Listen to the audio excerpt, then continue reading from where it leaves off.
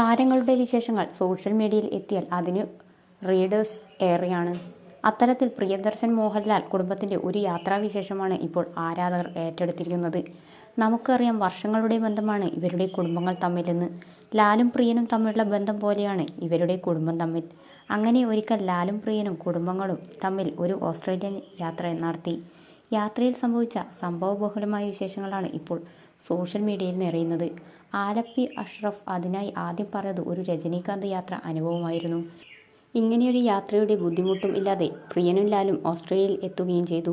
എന്നാൽ പിന്നെയാണ് കുട്ടികളുടെ കളിപ്പാട്ടം എടുത്തില്ലല്ലോ എന്ന് ലാലിൻ്റെ ശ്രദ്ധയിൽപ്പെടുന്നത്. ലാൽ കല്യാണിയോടും പ്രണവിനോടും ചോദിച്ചു. മറന്നുപോയി എന്ന മറുപടി നൽകുന്നു.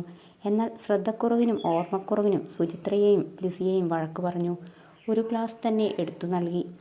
ഇനി നിങ്ങൾ ഒന്നും സൂക്ഷിക്കണ്ട, ഞാൻ തന്നെ എല്ലാം സൂക്ഷിച്ചോളാം എന്ന് പറഞ്ഞ് എല്ലാവരുടെയും വിസയും പാസ്പോർട്ടും പണവും എല്ലാം ലാൽ തന്നെ സൂക്ഷിച്ചു.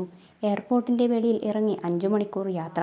ആ യാത്രയിൽ എല്ലാവരെയും ഉദ്ദേശിച്ച മോഹൻലാൽ പക്ഷെ പിന്നെയാണ് തിരിച്ചറിഞ്ഞത് എല്ലാവരുടെയും പാസ്പോർട്ടും വിസയും പണവും അടങ്ങുന്ന പെട്ടിയെടുക്കാൻ അദ്ദേഹം മറന്നുവെന്ന്. പെട്ടെന്ന് തന്നെ എയർപോർട്ടിൽ പില്ലറിൻ്റെ അരികിലേക്ക് എത്തി. ഭാഗ്യത്തിന് പെട്ടി അവിടെയുണ്ട്.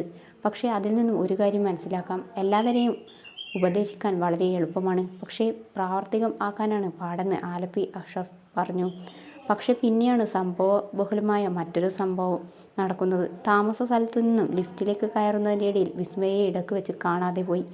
34-ാം നിലയിൽ നിന്നും ലിഫ്റ്റിൽ കയറിയ വിസ്മയ 12 നിലയിൽ എത്തിയപ്പോൾ മിസ്സായി.